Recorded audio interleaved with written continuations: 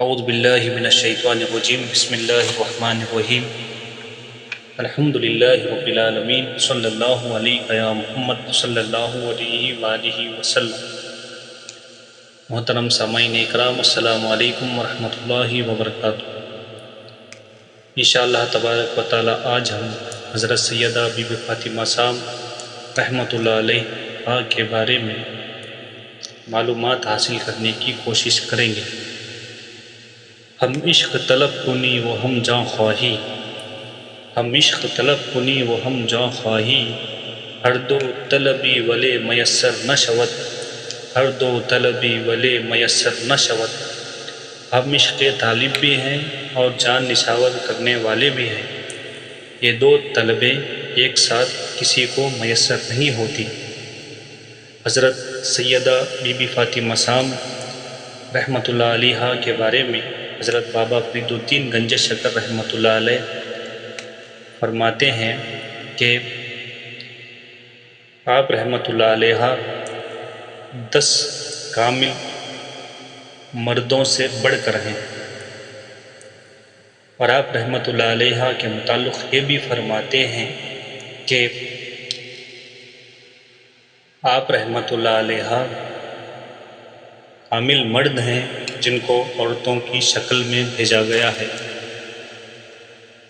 اسی سلسلے میں فوائد الفوائد میں حضرت محبوب الہی رحمۃ اللہ علیہ فرماتے ہیں کہ جب شیر جنگل سے نکلتا ہے تو یہ نہیں دیکھا جاتا کہ یہ نر ہے یا مادہ ہے۔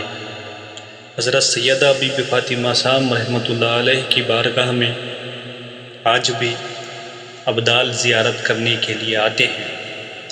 ایک مرتبہ کا واقعہ ہے کہ حضرت محبوب الہی رحمۃ اللہ علیہ ارشاد فرماتے ہیں کہ میں نے آپ رحمۃ اللہ علیہ کی بارگاہ میں یہ دیکھا، یعنی حضرت سیدہ فاطمہ سام رحمۃ اللہ علیہ کی بارگاہ میں دیکھا کہ ایک آدمی ہے جو سر پر ٹوکرا رکھا ہوا آیا اور ٹوکرا نیچے رکھ دیا اور سکون سے نماز ادا کی، پھر اس کے بعد سکون سے اپنے وظیفے وظائف کیا، پھر اس کے بعد وہ پانی کے حوض کے پاس آ کر بیٹھ گیا اور وہاں پر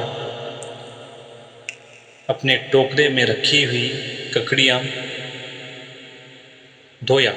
جب بھی وہ ککڑی لیتا تھا، ہر ککڑی کو درود شریف پڑھ کر دھوتا تھا، رکھتا تھا۔ اسی طرح اس شخص نے پوری ککڑیاں دھوئی، پھر اس کے بعد وہ ٹوکرا بازو رکھ دیا تاکہ اس کے اندر کا پانی نکل جائے۔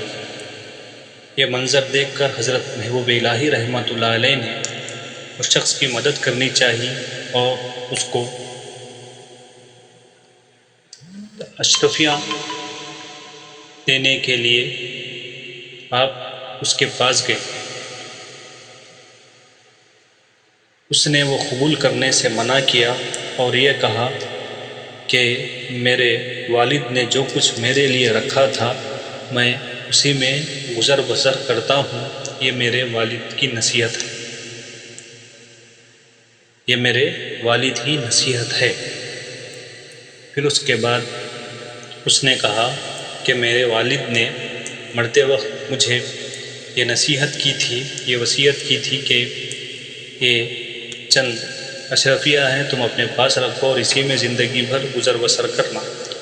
اور وہ شخص کہتا ہے کہ میں نے آج تک کسی سے کچھ نہیں لیا، بس اسی اشرفیوں سے جو میرے والد سے مجھے عطا ہوئی تھی اسی سے خریدتا ہوں اور ککڑیاں بیچتا ہوں اور اسی میں میں گزر بسر کرتا ہوں۔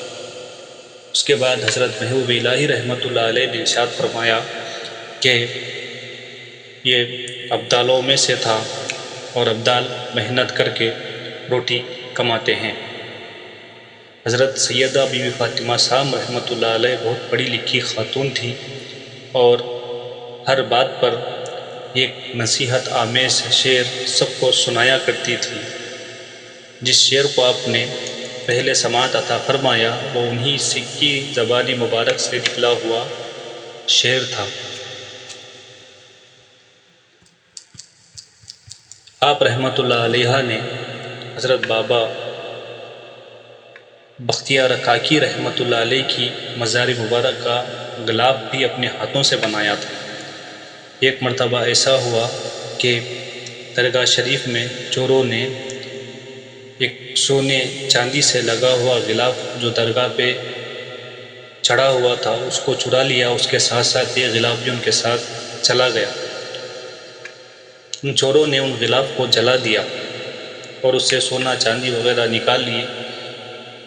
آپ کے ہاتھوں سے سلا ہوا غلاف بھی جلانا چاہا مگر وہ جلا نہیں، پھر اس کو واپس لا کر درگاہ شریف میں رکھ دیا۔ حضرت بی بی فاطمہ سام رحمۃ اللہ علیہ بہت نیک خاتون تھی اور آپ نے بہت لمبی عمر پائی۔ حضرت خواجہ نجیب الدین متوکل رحمۃ اللہ علیہ کا حال بھی آپ کو معلوم ہو گیا تھا۔ آپ کی اکثر زندگی یعنی نجیب الدین متوکل رحمۃ اللہ علیہ کی اکثر زندگی فخر و فاقے میں گزرتی تھی، تو آپ نے ان کے لیے روٹیاں بھجوائی اور کہہ بھیجی کہ یہ حلال کی ہیں، یعنی حلال کمائی کی ہیں۔ اس کے بعد نجیب الدین متوکل رحمۃ اللہ علیہ نے دعا کی کہ اے اللہ اس خاتون کی طرح ہمارے وقت کے بادشاہ کو بھی یہ ہدایت نصیب عطا فرما کہ وہ بھوکوں کو کھانا کھلائیں۔ اور آپ رحمۃ اللہ علیہ یہ بھی فرماتی ہیں کہ کسی پیاسے کو پانی پلانا، بھوکے کو کھانا کھلانا لاکھوں عبادات سے بڑھ کر ہے۔ یہ مختصر سا تذکرہ تھا حضرت سیدہ بی فاطمہ سام رحمۃ اللہ علیہ کا۔ اللہ تبارک و تعالی ہم سب کو بزرگان دین کے نقش قدم پر چلنے کی توفیق عطا فرمائے، آمین۔